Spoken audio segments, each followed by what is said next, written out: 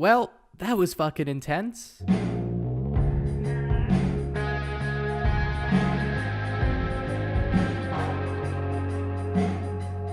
Hello, it's William again, and episode 2 of Life is Strange Before the Storm has released. I've played it, and I wanted to share my initial impressions.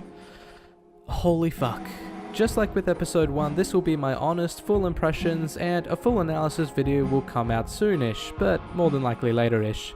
Just for full disclosure, this episode actually leaked early, and I was able to play it a few days before the official release. I don't know if that means anything or changes anything other than me having some more time to put this video together, but I wanted you guys to know. You have no idea how hard it was not being able to talk about this episode with anyone, so I'm excited to get going. If you're new to the channel, I highly recommend watching my previous initial impressions video, since I think this video works better as an extension of that video, since I've already talked a lot about how I feel with Before the Storm in general. With that, spoiler warnings for like everything, and let's get into it. The first thing I want to talk about is the first quarter or so of this episode, which was fucking awesome. This was such a strong start to the story compared to the sluggish opening of last episode. The meeting with Wells was such a great way to reintroduce us to the events following Rachel and Chloe's accident at the park, immediately showing us the consequences of last episode. I also really like seeing how both Chloe and Rachel acted and reacted to each other when they could see what the meaning of those consequences would bear down on each other. It was interesting to see just how quickly Rachel was covering for Chloe when Wells indicates she was going to be punished, and how ferociously Chloe attempts to shift the blame back onto herself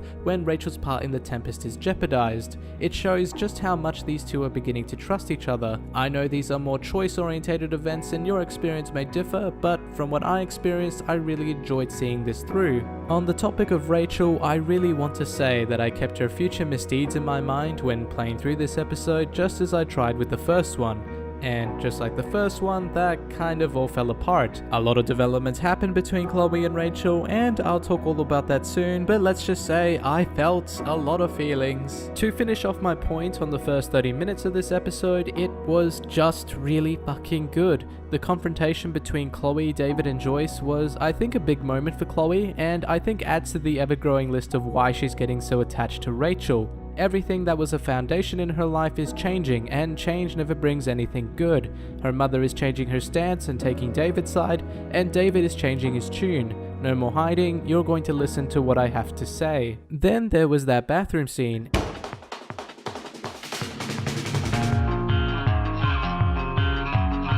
And holy shit, was this not one of the best title screen introductions I've seen in any Life is Strange episode ever. Every other title screen is usually accompanied by a slow and sturdy introduction into the scene, which I really like. Episode 4 was probably my favorite out of all of them, but I'm really glad Deck 9 decided to do something different and change up the pace with this introduction. It's not a huge thing that's completely changing the formula of Life is Strange, but it's good to see that Deck 9 want to try new things. So yeah, the first 30 minutes, fucking A+.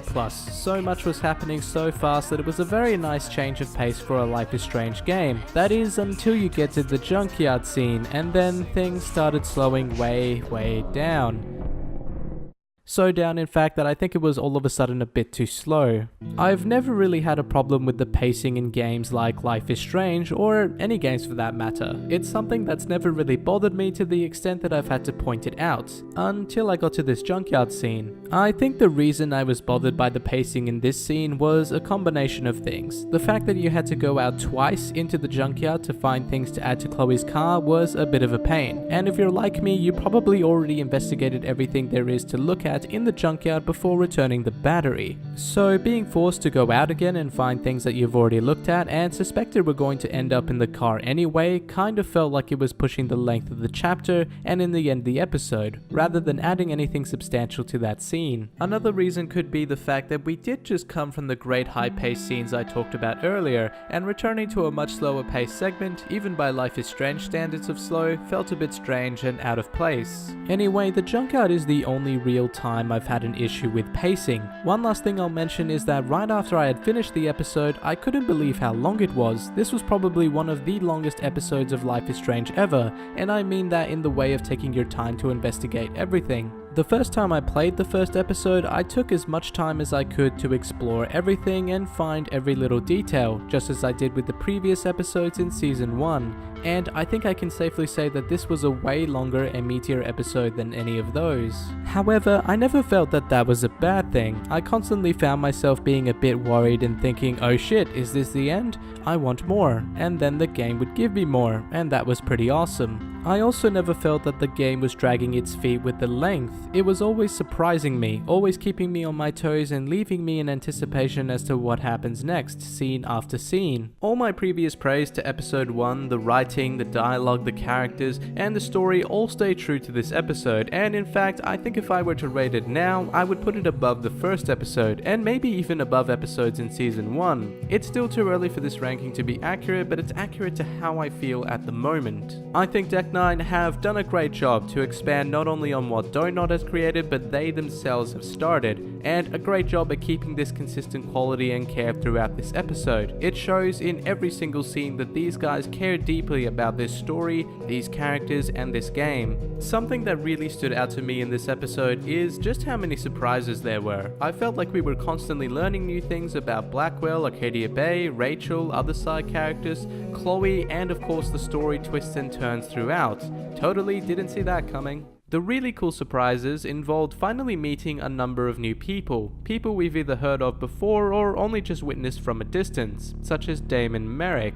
We do kinda meet him in episode 1, and his story is a bit more expanded on here. He's good friends with Frank, he's kind of a scary dude, and he's under a lot of pressure due to stuff. I'm interested to learn more about his story and his involvement with Frank, and what the stuff Damon is doing is all about. My suspicion is the dogfighting ring, since we've seen hints here and there, and of course the reference back to Season 1. I also like that through this story we got a deeper look into Drew North, and find that he's not just a one-sided bully jockstrap, and that the circumstances of his family situation really made a few of the decisions in this scene a lot more difficult. Another person we finally got to meet is Sean Prescott, Nathan Prescott's father, and he is not really at all what I pictured him to be. Yes, he's intimidating and rude, but what I had was a very different picture in my mind of who this real estate hard-knocked businessman tycoon might be.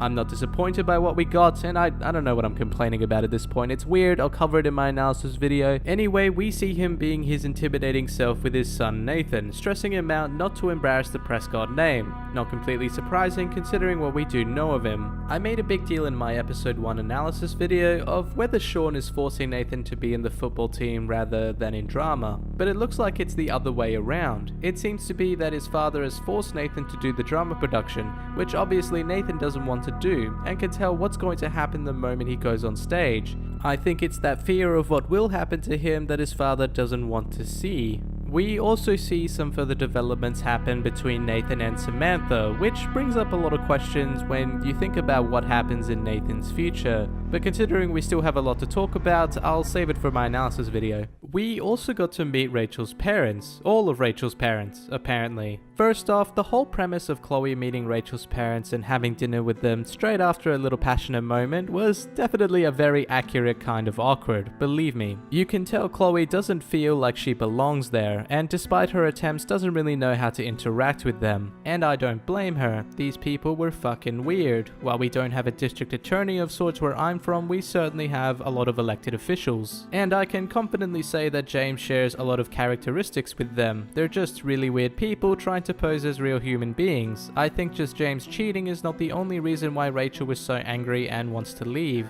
Speaking of James, it was revealed that the woman he met up with is actually Rachel's mother, and her name is Sarah. And looking at her in the final scenes, you definitely start to see some similarities in how they look. We learn that she's somehow involved with Damon Merrick and Frank Bowers, causing them some trouble, and that there's some sort of investigation going on involving all of them. I have to be honest, I'm very skeptical about this whole situation. We definitely didn't get the full story here, which is good of course because it leaves us with a lot of questions going going into episode 3. What the fuck? What's up with her following Rachel around? What is she up to with Damon Merrick and his crew? Why was she hanging out with Frank Bowers in the RV at the junkyard? Does Frank know she's Rachel's mother? Does Frank know she's Rachel's mother when he and Rachel hook up later? Why was she secretly meeting with Rachel's dad? Why did Rachel's dad keep this from Rachel for so long? Why does Rachel's mother look disappointed when she finds out James kissed this woman, but not at all surprised when James reveals that she is Rachel's mother? Did she know about this? What's up with this art piece? Along with all these questions, I feel like this episode did a way better job of setting up the next episode, whereas the previous one just sort of left us with, who's this woman, and that was it. And speaking of this scene, Rachel's mother did witness Rachel burning down the forest, the same forest that Rachel claimed she saw her father at earlier on the same day, with the same woman. But I guess there's no evidence directly linking Rachel to the fire, so oh shit. Okay, it's kind of a stretch that the photo survived the fire, but I could see it happening. Anyway, it doesn't look so good for Rachel, or her father for that matter, but I am hella keen to find out how this gets wrapped up.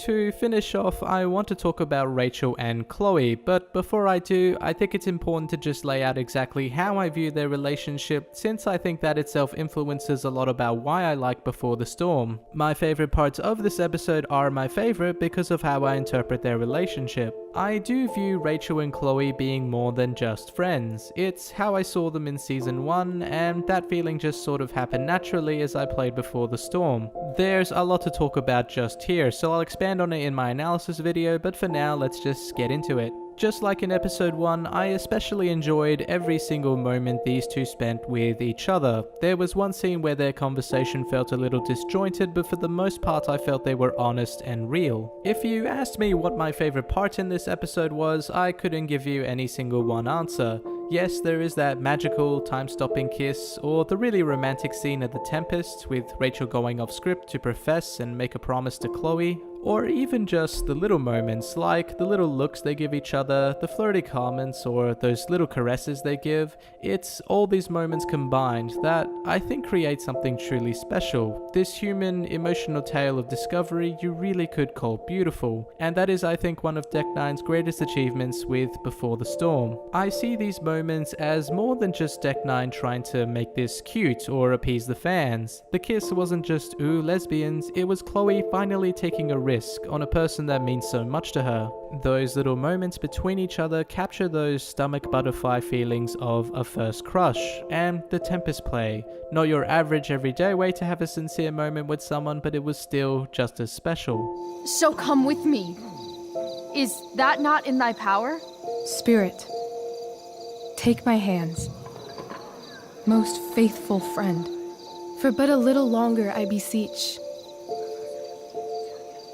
Continue in thy service to my schemes, and when they are complete, I swear to thee, we shall fly beyond this isle. The corners of the world are mere prologue. I'll seek to make thy happiness so great that e'en the name of liberty's forgot. What sayest thou to my most hopeful wish? Say yes! Yes, I am most pleased. You have to admit, this entire scene was probably one of the best moments in all of Life is Strange. As wonderful as all this is, there is that glooming question that constantly hovers above these two. Are Rachel's feelings for Chloe genuine, or is she really as good an actor as she says? Are we getting a little caught up in the moment of Amberprice? I fucking know I am. But I realized while playing this episode that this is only the second ever day these two know each other, and in any other circumstance that would point to a no, she doesn't feel anything for her. But luckily for us, we know what happens after this short window in their lives sadly concludes. Their story together continues for another 3 years, up to season 1, where we learn the fate of Rachel Amber. No matter what happens on May 9th in Before the Storm, whether cute or crushing, we might never truly understand what these two go through in 3 years together. These two people who have this connection that seems almost tangible. But as tangible as a connection a daughter has with her father, a father that's possibly lied to her for the past 16 years? If he's capable of that, what's 3 years with just a high school romance? It's difficult thinking about this, but it can also add this bittersweet layer to the story. It's romance and tragedy. Every moment of happiness has this layer of, fuck, this is actually kind of sad. Especially when you take into consideration what happens with these two in season 1. As depressing as that is, when you look at the whole picture, it's actually kind of cool to me. I think someone playing Before the Storm first and then playing season 1, then going back to Before the Storm might have a completely different experience the second time around. In the end, I think what I'm trying to say is that I really want to ship these two, and I mean, I'm pretty much already at that point, because at face value they're what I love most about Before the Storm. They just seem so perfect for each other, but nothing is ever as it seems. On a much lighter note, depending on how you look at it, that's all the time we have for today. I certainly didn't cover everything, like the dream sequence, certain character developments, and my nitpicks. Yes, I did have some with this episode, but because I was just so blown away by how many highs there was, that's what really stuck with me. So you can look forward to me complain endlessly about stuff in my analysis video. So that's it. I hope you guys enjoyed this episode of Before the Storm as much as I did. Well done to Deck 9 and the amazing work that they're doing. Well done to the voice actors who didn't bother me at all this episode. I hope that doesn't sound bad. But most importantly, thank you guys for taking the time to watch this video, and I hope you have a great day. Bye, elitist Blackwell bird.